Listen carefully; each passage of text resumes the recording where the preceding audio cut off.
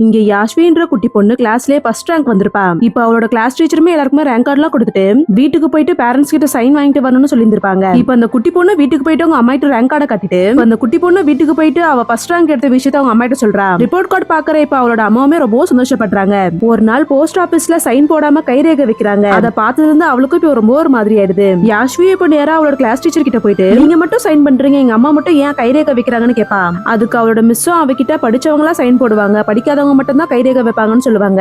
இப்ப யாஸ்வியோட அம்மாவும் ரேங்க் கார்டுல கைரேகை வைக்கிறதுக்காக போவாங்க. அதை பாக்குற அந்த குட்டி பொண்ணுமே ரேங்க் கார்டை வாங்கிட்டு அம்மா நீ எனக்கு கைரேகை வைக்காத சைன் போட்டு கொடுமான்னு சொல்லி அடம்பிடிக்கிறா. இப்ப அடுத்த நாள் எல்லாரும் ரேங்க் கார்டுல சைன் வாங்கி டீச்சர் கிட்டமே கொடுத்துட்டு இருப்பாங்க. இப்ப அவளோட அம்மாவும் சைன் போட தெரியாதுன்னு சொல்லிட்டு கைரேகை தான் வச்சு கொடுத்துருப்பாங்க. அந்த ரேங்க் கார்டு டீச்சர் கிட்ட கொடுக்கறதுக்கு அசிங்கப்பட்டு ரொம்பவே தயங்கி எடுத்துட்டு போயிட்டு கொடுப்பா. அதை பாக்குற டீச்சருமே இப்ப எதுவுமே சொல்லி இருக்க மாட்டாங்க. ஆனா சுத்தி இருந்த கிளாஸ் பசங்க எல்லாரும் இவரோட அம்மாக்கு சைன் போட தெரியாதுன்னு சொல்லிட்டு ரொம்பவே சிரிச்சு பேசுவாங்க. இப்ப அன்னைக்கு ஈவினிங் எப்பயும் போல யாஸ்வியோட அம்மாவும் அவளை கூட்டிட்டு போறதுக்காக வந்திருப்பாங்க.